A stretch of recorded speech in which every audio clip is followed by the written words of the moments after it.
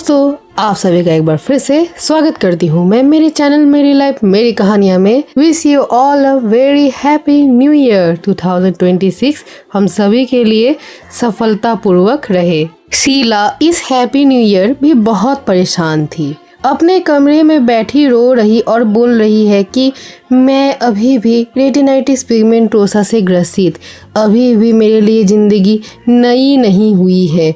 मेरे लिए ज़िंदगी में अभी तक कोई उमंग नहीं आया है। अब मैं क्या इंतज़ार करूं नए साल का। ये नया साल जो 2026 आया है वो भी शायद मेरे लिए कोई बदलाव नहीं ला पाएगा।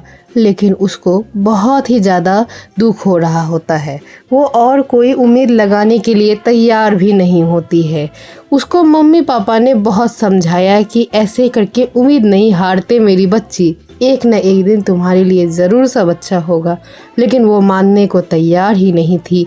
वो रोए जा रही थी और हैप्पी न्यू ईयर के दिन अपनी बेटी को रोता हुआ देखकर शीला के पापा को बहुत दुख होता है। पापा ने अपनी बेटी की ये बात रामू अपने दोस्त को बताई। रामू अंकल बोलते हैं कि बेटा तुम घबराओ नहीं, और पापा को बोलते हैं कि रुकिए, मेरे पास कुछ खबर है जिसके कारण आपकी बेटी की अभी तुरंत मुस्कान आ जाएगी चेहरे पर, और वो हैप्पी न्यू ईयर के दिन अब नहीं रोएगी और वो हर साल का इंतजार अब बेसब्री से करेगी। उसके जीवन में हर्ष उल्लास आने वाला है। पापा ने दोस्त से पूछा कि क्या है खुशखबरी, जरा मुझे भी बताओ दोस्त रामू, कभी तो तुमने मुझे कुछ नहीं बताया। अभी मैं अपनी बेटी को लेकर बड़ा मायूस हूँ। हर साल वो रोती है, मैंने कभी उस पर गौर नहीं किया, ना ही उसकी इस आरपी बीमारी पर।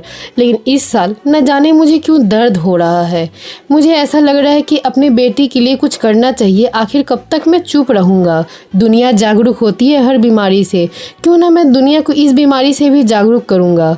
उसके पापा की ये बात सुनकर बहुत खुश होता है रामू और बोलता है रुक, मैं तुझे कुछ सुनाता हूँ। रामू तभी अपने दोस्त को नैनोस्कोप जीन थेरेपी के बारे में बताता है और अपनी बेटी को बोलता है हमारे लिए सरकार कुछ ना कुछ करेंगे और हम आरपी पेशेंट्स के लिए इलाज लाएंगे। आप उसको ऐसा समझाइए। शीला अब नहीं रोएगी। शीला को बहुत खुशी होगी ये जानकर, क्योंकि वो लाइलाज बीमारी है ऐसा जानती है आज तक अपने आरपी को, इसलिए वो काफ़ी ज़्यादा रोती है और बुरी तरीके से इस उम्र में ही टूट चुकी है। पापा को ये बात बहुत अच्छी लगती है। पापा ने दोस्तों से और भी कई सारी जानकारियाँ लेकर बेटी को बहुत चीज़ बताते हैं, जिसमें थोड़ी बहुत खर्च तो आएगी मगर कोई बात नहीं। धीरे धीरे अभी इसका क्लिनिकल ट्रायल शुरू किया गया है। अब धीरे धीरे सब कुछ सही हो जाएगा। अब हमारे पास आरपी के लिए भी इलाज है। हम लोग कभी ये नहीं बोल सकते कि कोई बीमारी लाइलाज है। और ये सब जब बात रामू अपने दोस्त को बताता है तो वो तुरंत घर जाते शीला के लिए एक उपहार लेता है।